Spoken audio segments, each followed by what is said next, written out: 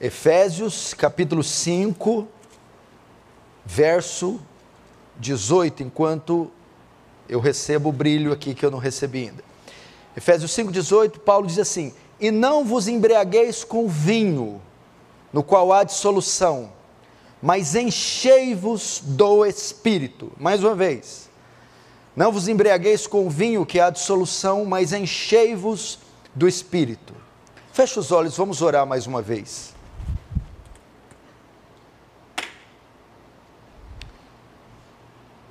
Pai Santo, a Ti a honra, a glória, o louvor e o domínio.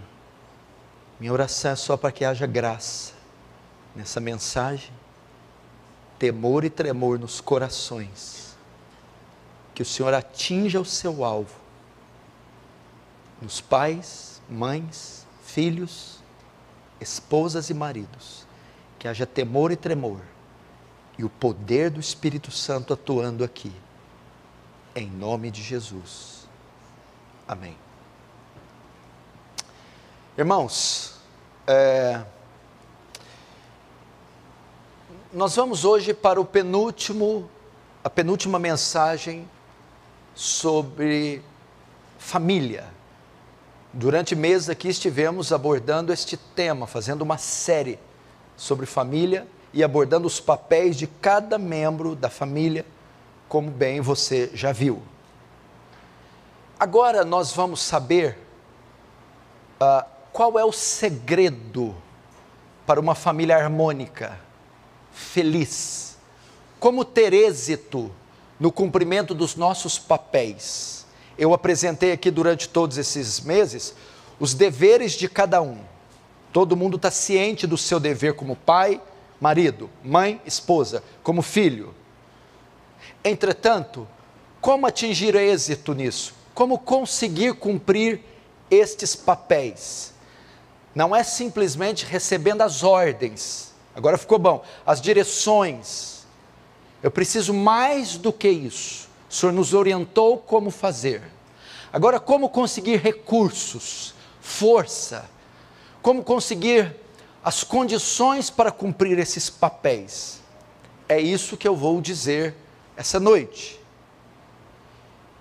O sucesso das minhas relações familiares depende da minha relação com Deus. Grave isso. Para qualquer membro da família aqui, solteiro, casado, filho, pai, marido ou esposa.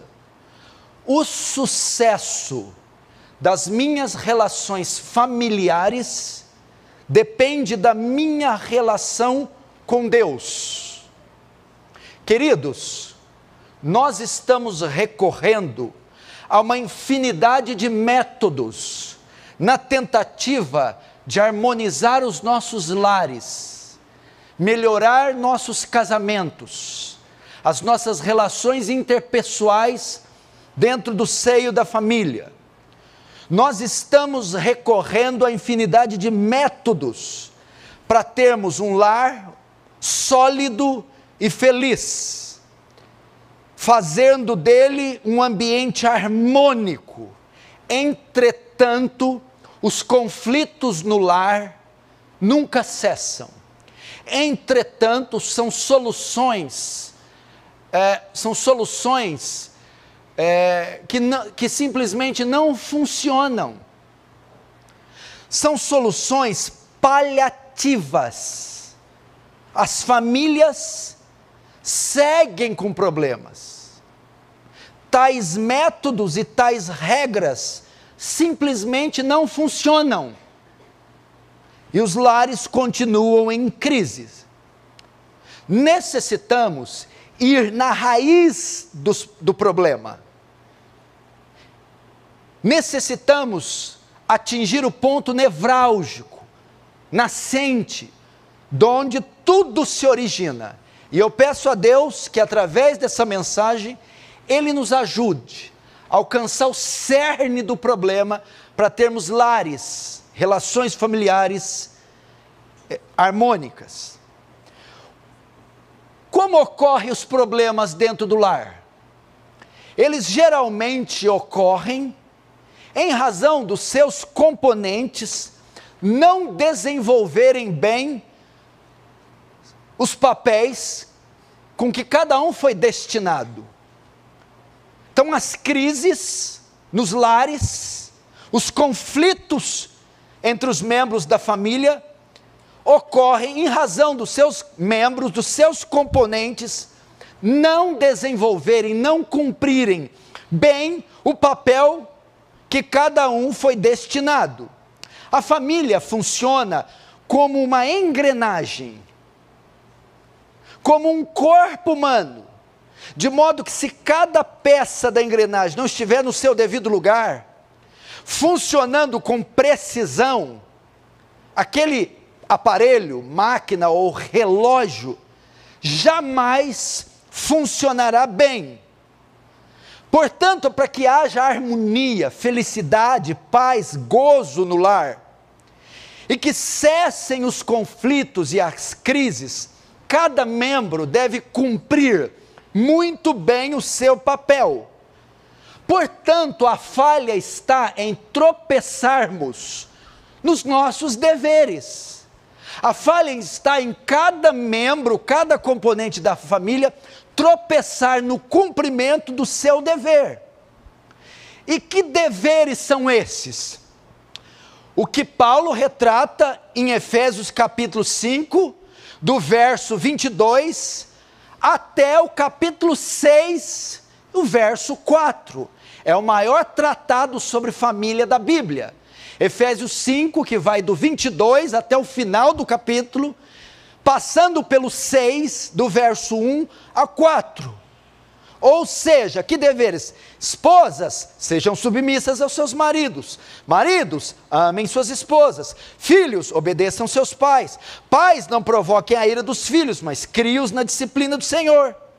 Se esses deveres forem cumpridos, então resolveremos as crises, teremos harmonia nos lares, teremos lares sólidos, felizes, não com ausência de problemas, de dificuldades, jamais.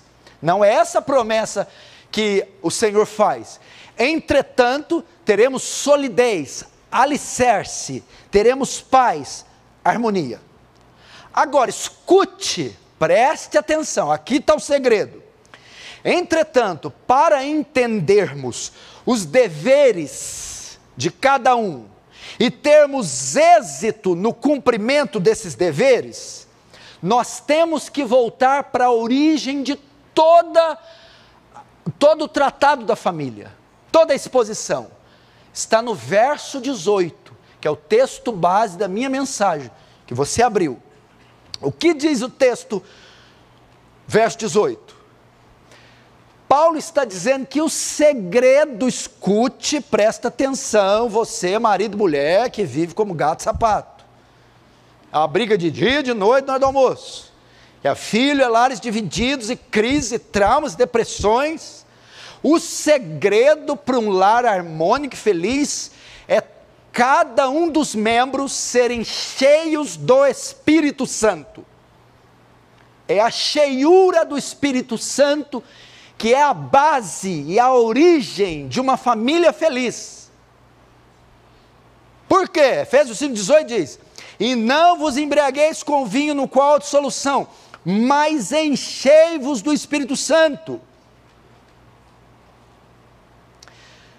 Dentre alguns versículos que antecedem os deveres dos membros da família, que antecede o tratado sobre a família, está o verso 18, enchei-vos do Espírito Santo.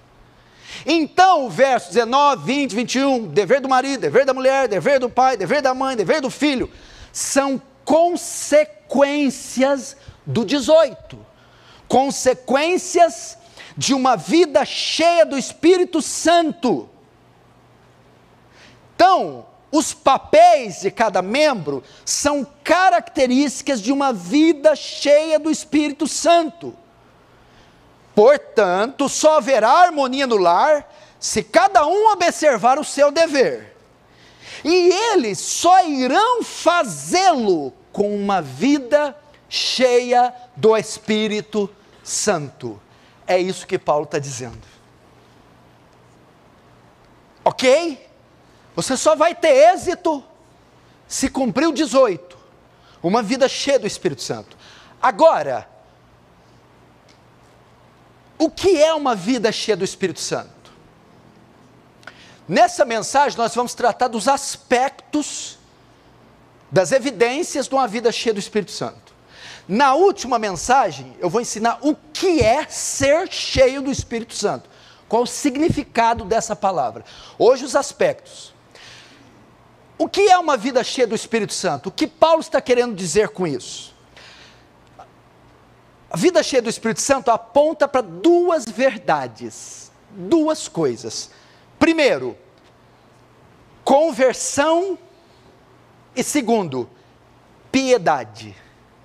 Quando Paulo fala ser cheio do Espírito Santo, ele está dizendo sobre uma vida nova, convertida, regenerada. E também ele está dizendo de uma vida santa, piedosa, no altar do Senhor. Se nós compreendermos essas duas verdades, dois desdobramentos da vida cheia do Espírito Santo, resolveremos boa parte dos conflitos no lar. Vamos para a primeira verdade do que é ser cheio do Espírito Santo. A primeira verdade é que Paulo está querendo dizer da conversão. A vida cheia do Espírito Santo fala de uma vida nova, de uma vida regenerada, a vida do salvo. Romanos 8,9 diz, e se alguém não tem o Espírito de Cristo, esse tal não é dele. Ter o Espírito de Cristo, ser cheio do Espírito Santo, envolve conversão, novo nascimento. O que trata o livro de Efésios? Ele fala da eleição e da redenção que é em Cristo. E nos capítulos anteriores aos 5, tratado da família, Paulo vinha tratando dos efeitos da eleição, da redenção, que é a nova vida em Cristo. Veja, por exemplo, em Efésios 5, 8, 10 diz assim, pois outrora erais trevas, porém agora sois filhos do Senhor, salvos. Andai como filhos da luz, porque o fruto da luz consiste em toda bondade, justiça e verdade, provando sempre o que é agradável ao Senhor. Ok? Portanto, veja só, os deveres de cada membro da família são consequências da nova vida que ele recebeu. São consequências de uma vida regenerada. São consequências de uma vida convertida. O que Paulo está a dizer é que só pode cumprir os deveres descritos em Efésios um homem verdadeiramente salvo, uma mulher verdadeiramente salva, um jovem verdadeiramente salvo, convertido. É esse o caso. São princípios para ovelhas e não para bodes, para fiéis e não incrédulos, para justos e não pagãos. Talvez essa seja a resposta para tantos problemas no seu lar. Por mais que você insista, invista, tente, por mais que você use recursos, simplesmente não funciona com os filhos, com os pais, com a esposa, com o marido. E por que não funciona? É porque ele não é salvo, convertido. É porque ela simplesmente não é salva, convertida. É porque esses meninos simplesmente não têm o Espírito de Deus. E é impossível cumprir esses papéis sem o Espírito de Deus. Então não adianta ir no efeito, método, tem que ir na causa. Eles precisam de novos corações, eles precisam nascer de novo, eles precisam ter a lei de Deus escrita, senão jamais serão maridos, como a Bíblia manda. Jamais serão esposas submissas, como a Bíblia manda. Jamais serão filhos submissos, como a Bíblia manda. Jamais serão pais que observam a lei e ensinam para os seus filhos.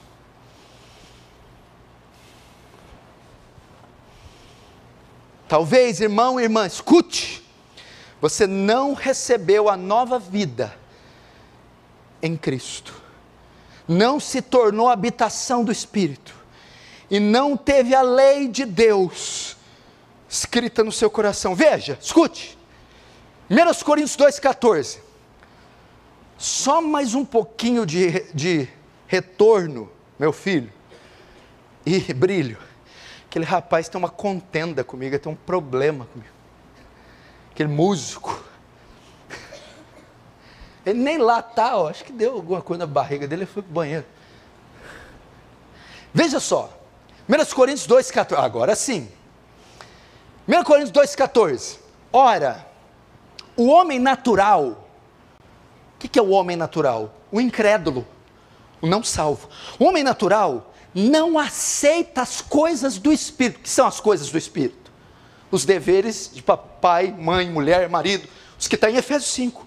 O homem natural, o ímpio, o não convertido, não assimila, não entende, não concebe as coisas do Espírito, porque eles são loucura. Uma mulher com o viés feminista se submeter a um homem, isso é uma loucura. Um filho, nessa era pós-moderna, líquida, se sujeitar aos pais, isso é uma loucura.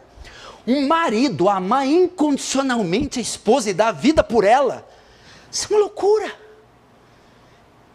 E o homem natural não pode entendê-las, porque elas só se discernem espiritualmente.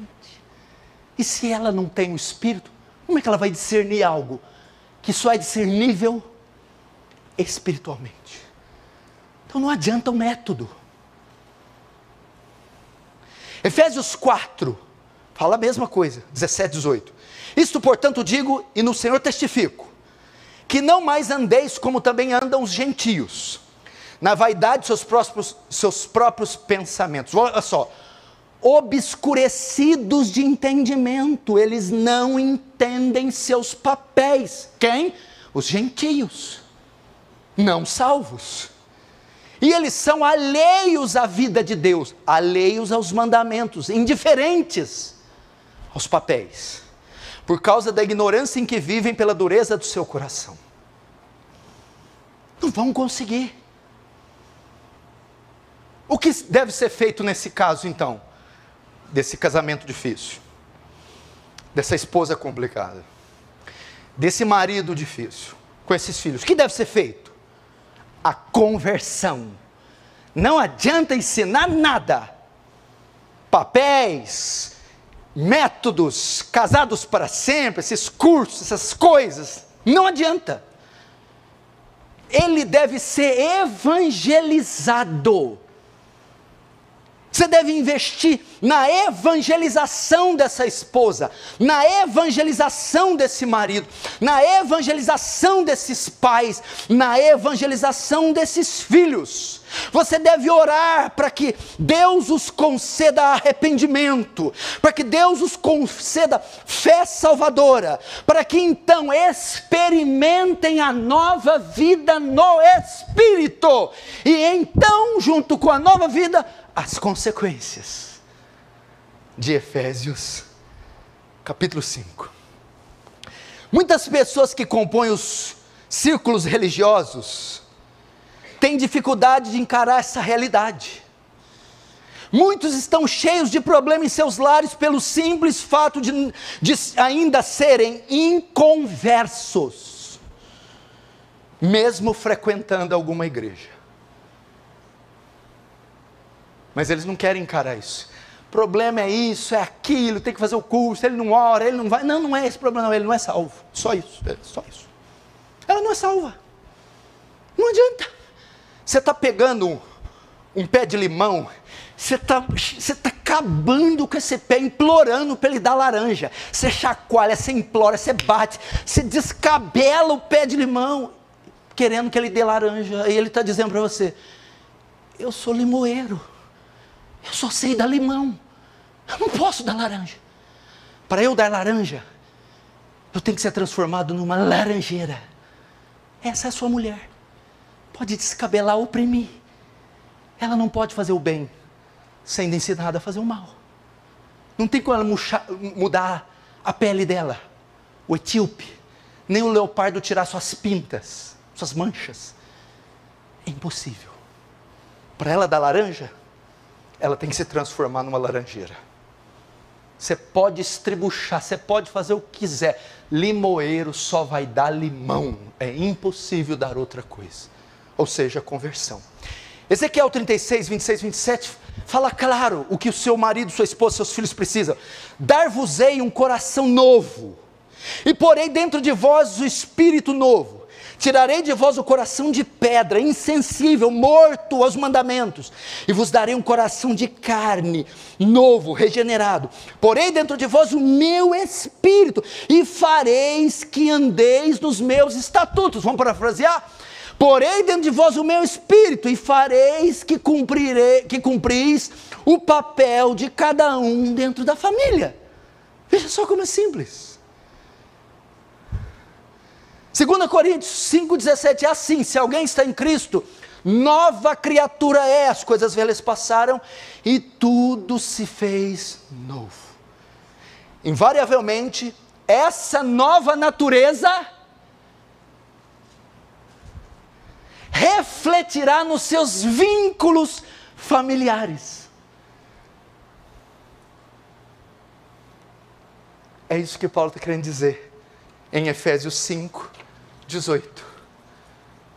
Não vos embriagueis com vinho, que é a dissolução, mas recebei uma nova vida, regenerada, convertida, salva. E recebendo ela, mulheres, submetam ao marido. Maridos, amem as esposas. Filhos, honrem pai e mãe. Pais, eduquem filhos. Consequência de uma vida nova. Então, para aqueles que estão nessa categoria, arrependam-se dos seus pecados. Recebam a Jesus. Convertam-se dos seus maus caminhos. E recebam o Espírito de Deus.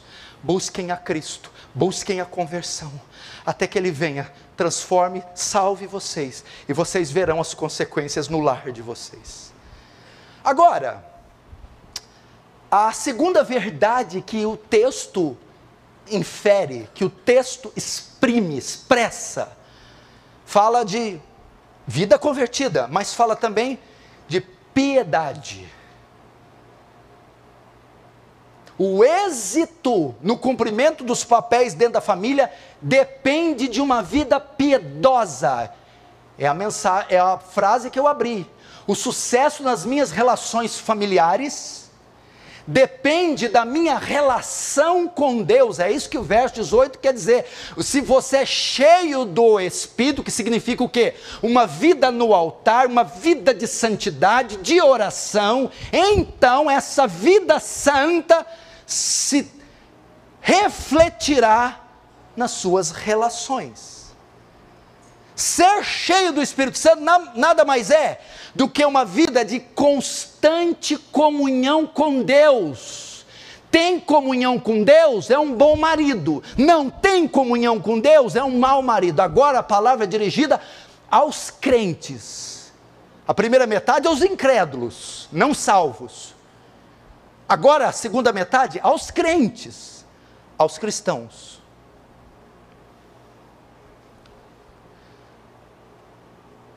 Se você está em dia com Deus, vai estar em dia com a mulher.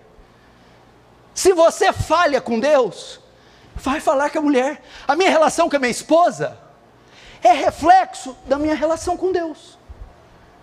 A minha relação com os meus pais é reflexo da minha relação com Deus.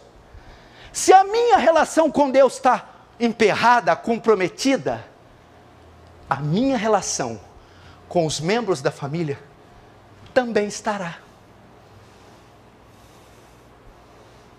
A submissão da mulher, o amor do marido à esposa, a obediência dos filhos, é uma demonstração de 3 coisas. Primeiro, santidade. Santidade. Ou seja, uma vida em pecado fará com que eu tenha, com que eu comprometa meus deveres dentro da família. De modo que uma vida santa, separada do pecado, fará com que eu tenha sucesso com os membros da minha família. Segundo, os deveres de cada um na família é uma demonstração de espiritualidade.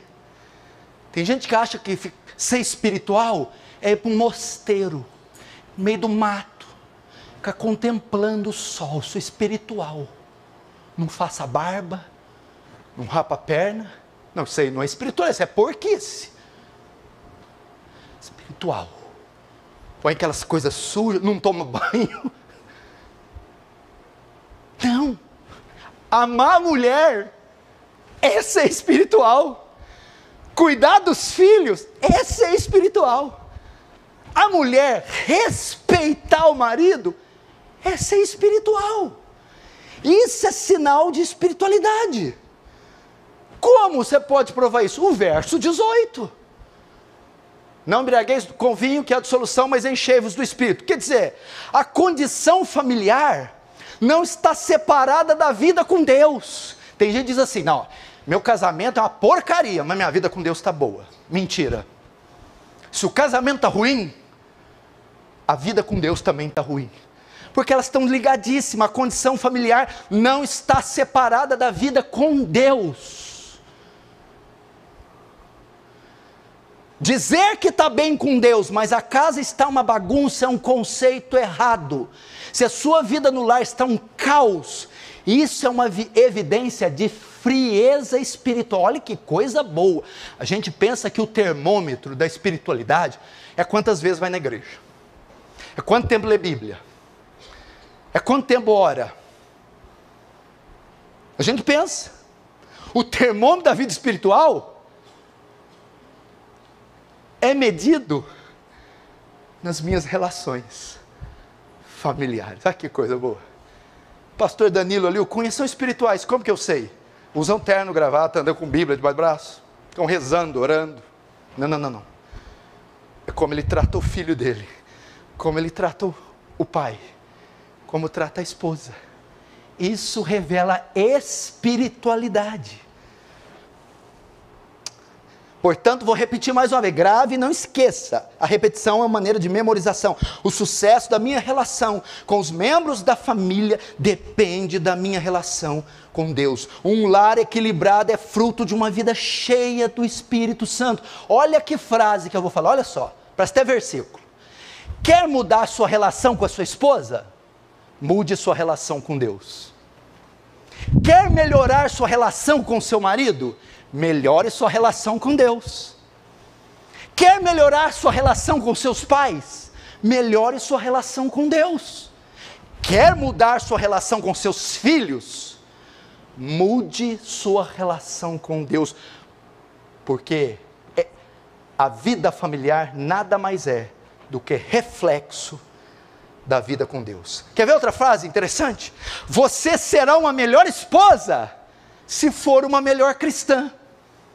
Você será um melhor marido se for o melhor cristão.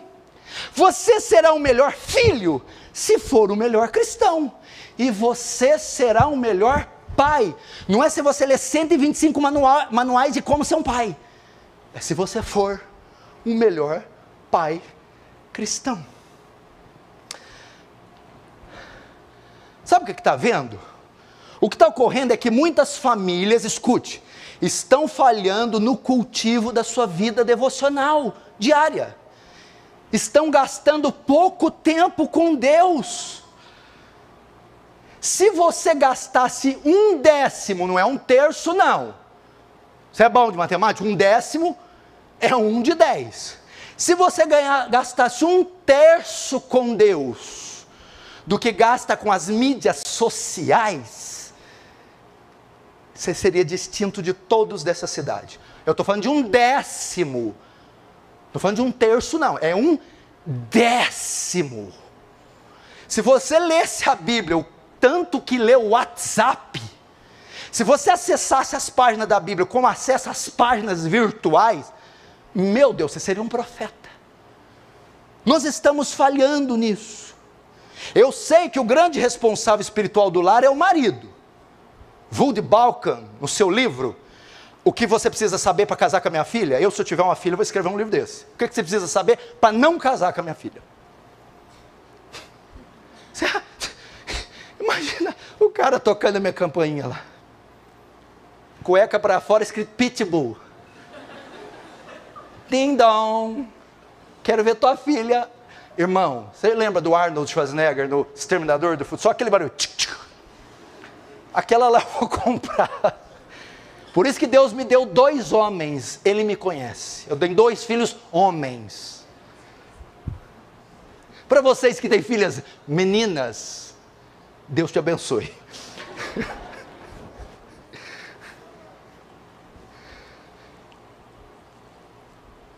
Veja só. Os outros membros da família, eu sei que o pai é o líder da família, mas os outros membros estão tão atarefados com o serviço de casa, cursos, atividades, trabalho, etc, etc, que não gastam tempo a sós com Deus, com as escrituras, com a oração, com a casa de Deus. Muitos estão vendo seminários, vídeos, livros, isso tudo é uma bênção, mas o seu tempo pessoal com Deus é insubstituível.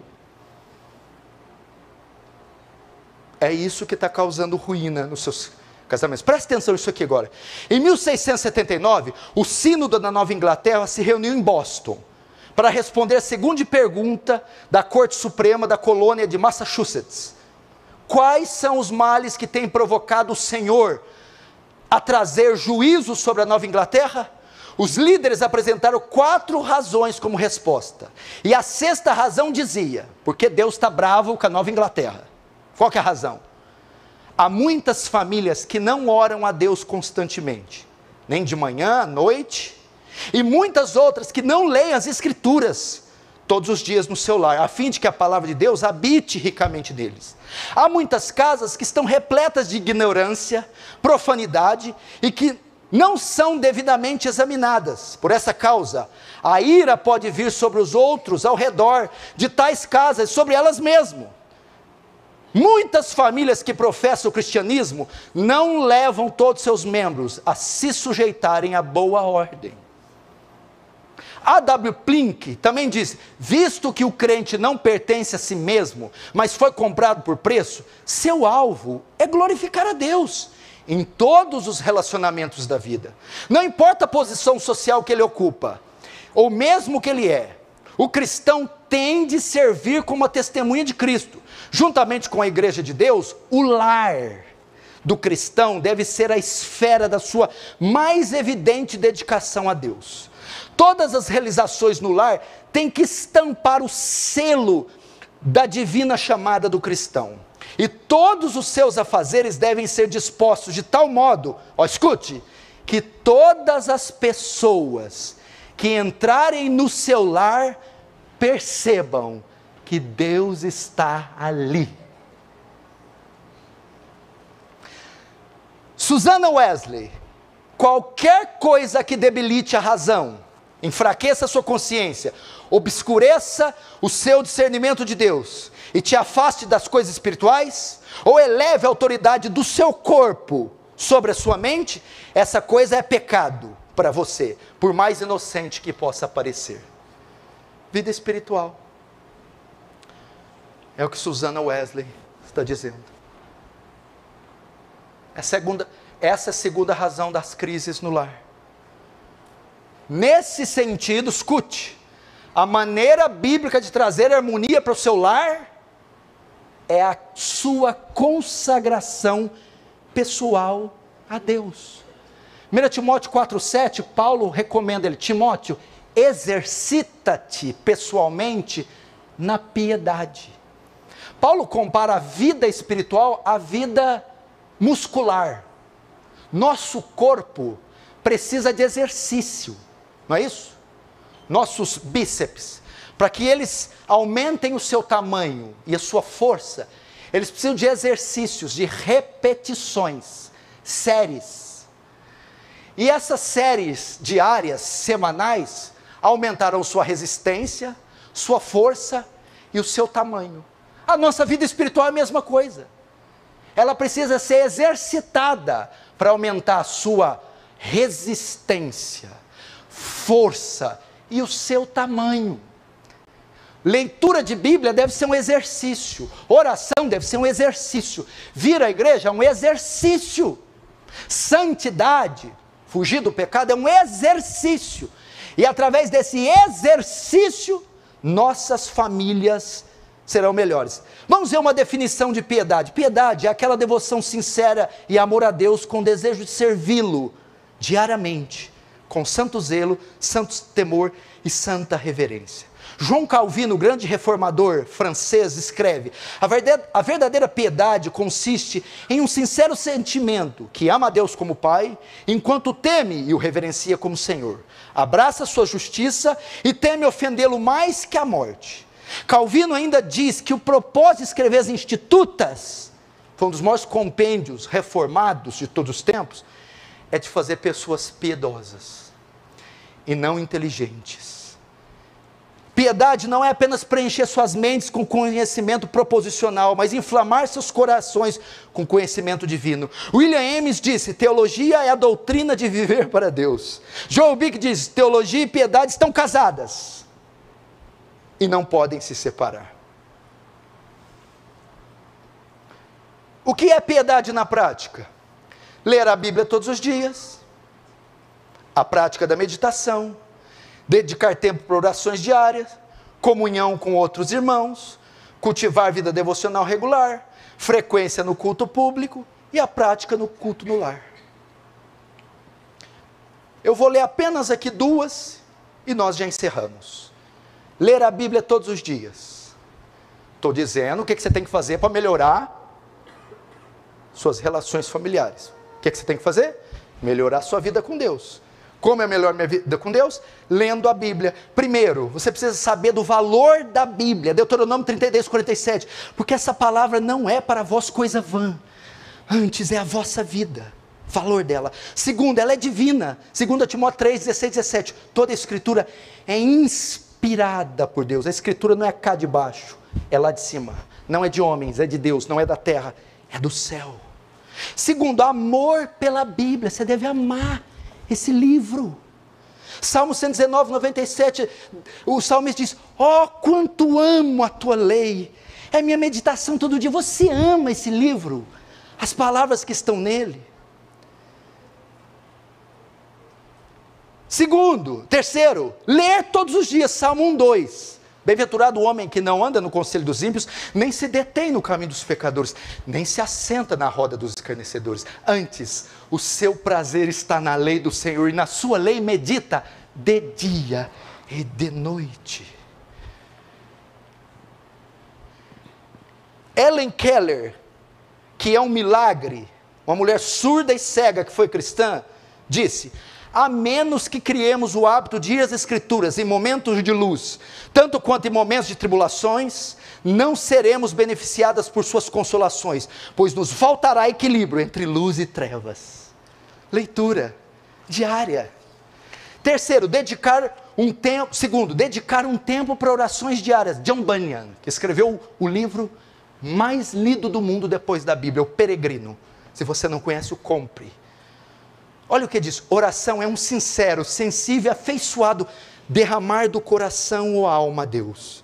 Através de Cristo, no poder e assistência do Espírito Santo, tais coisas, como Deus tem prometido, ou de acordo com sua palavra, existem para o bem da igreja, com submissão em fé, para com a vontade de Deus. Joel Bick diz que orar é a coisa mais importante nessa vida para adorar a Deus. Orar é um ato de misericórdia. Como assim? Eu não estou falando da resposta. Só de Deus permitir que falemos com Ele, que apresentemos a Ele nossas necessidades, é um ato de misericórdia. Ele não precisava de nós nos ouvir. Deixar que entremos nos seus aposentos e despejemos ali nossas dores, é um ato de misericórdia. Como você ora? Primeiro, a oração pública, feita no culto, nos momentos dedicados à oração. Segundo, em cultos de oração, reunião específica para orar. Terceiro, como você ora? Em oração doméstica, com a mulher, com filhos, nas refeições. E quarto, a oração secreta. Jesus ensinou, tu quando orares, entra no teu quarto e fecha a porta. Orarás a teu pai que está em secreto, e o teu pai que vem em secreto te recompensará. Comece pela manhã, antes de iniciar suas atividades, Salmo 5,3. Pela manhã, ouves a minha voz, ó Senhor. Pela manhã, te apresento a minha oração e vigio. Segundo, na oração tenha disciplina, Daniel 6,10. E Daniel, 3 vezes por dia se ajoelhava e orava, agradecendo a Deus. Terceiro, não só ore de manhãzinha, tenha disciplina, mas seja perseverante. 1 Tessalonicenses 5,17. Orai sem cessar. E terceiro, prática da piedade, a arte da meditação. Nós perdemos essa prática de vista. Estamos ocupados demais com os meios horizontais de comunicação. Estamos esquecendo do meio vertical. Horizontal de nós para essa selva de pedra, que é o mundo. Vertical, de nós para Deus. O que é isso? Separar um tempo para pensar. Medite sobre a vida, sobre a família, casamento, sobre Deus, sobre sua palavra. Existem 2 tipos de meditação. A meditação ocasional é aquele tipo de meditação que fazemos durante o decorrer do dia. Elementos que trazem à memória algum princípio bíblico. Nós olhamos para o céu, por exemplo, e passamos a meditar, nossa, quem sustenta isso? Ou essa beleza revela a glória de Deus. Ou quando vamos a um velório e vemos um óbito, meditamos na finitude do homem, na brevidade da vida, na necessidade de Cristo. Segundo método, meditação proposital. Dedicar um tempo, um período específico do dia para meditar. Como é que medita com esse negócio toda hora na mão? Como é que medita com tanto barulho e parafernália? Retire-se um pedacinho do dia para ouvir o som do silêncio, para pensar, refletir, matutar. Irmãos, esses são os segredos para um casamento feliz, para a relação de pai e filho feliz, harmônica. Primeiro, conversão, receber uma nova natureza, ser habitado pelo divino Espírito Santo. Segundo, o sucesso da minha relação com os membros da família depende da minha relação com Deus.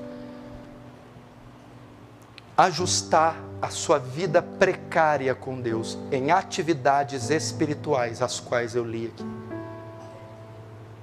Fazendo isso, vida cheia do Espírito vai refletir. Você vai ter uma esposa melhor. Porque se ela ama a Deus e teme, ela vai te respeitar. Você vai ter um marido melhor. Porque se ele ama a Deus e o teme, ele vai te amar incondicionalmente. Filhos que se andam com Deus não serão rebeldes, respeitarão sua autoridade e obedecerão suas ordens. E pais que não espancarão os filhos e nem entregarão os filhos à sorte, mas zelarão com cuidado paternal, porque temem a Deus. Este é o segredo. Vamos sair em defesa dessa instituição mais sagrada, mais linda que é a família, e mais atacada por esse século. O inferno, as instituições declararam guerra e abriram fogo contra a família. Querem diluí-la, porque ela era o único reduto de poder a ser conquistado por esses esquemas de poder, essas ideologias. De maneira que se eles derrubarem a família, a sociedade vem abaixo, a nação vem abaixo, a igreja vem abaixo. E eles estão dispostos. Quem vai defendê-las? Não são outras instituições. Somos nós, pai, mãe, filho, marido, mulher. Saiam em defesa das suas famílias, cumprindo os seus papéis. Assim vocês serão blindados desse ataque, que não surtirá efeito em nossas casas. Vamos fechar os olhos, vamos fazer uma oração.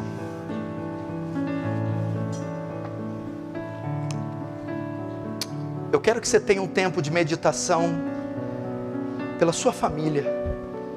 Avalie o seu casamento, avalie seus filhos, seus pais, e rogue por eles. Fala: ó Deus, guarda meus filhos. Ó Deus, guarda meu casamento. Ó Deus, guarda meus pais. Se você não é salvo, sonda seu coração. Será que eu me converti ao Senhor? Recebi um novo coração? Se eu não recebi, me dá um novo coração. Me faz nascer de novo. Escreve a sua lei em mim, para que eu aplique esses conceitos. Para aquele que já é cristão, oh Deus, melhore a minha vida contigo, renova a minha aliança contigo, me faz um homem mais santo, estudioso da tua palavra, uma mulher de oração, que ama o Senhor, que ama a sua casa, que seja cheia do Espírito Santo, para que essa espiritualidade reflita nas minhas relações interpessoais, familiares, para que eu seja bondoso, bondosa. Se tem algum membro da sua família que não está aqui, dirija as suas orações para ele, filhos, mulher, pais, irmãos, aqueles que você ama. Peça para Deus os abençoar, tocar, e peça para Deus tocar e abençoar você mesmo.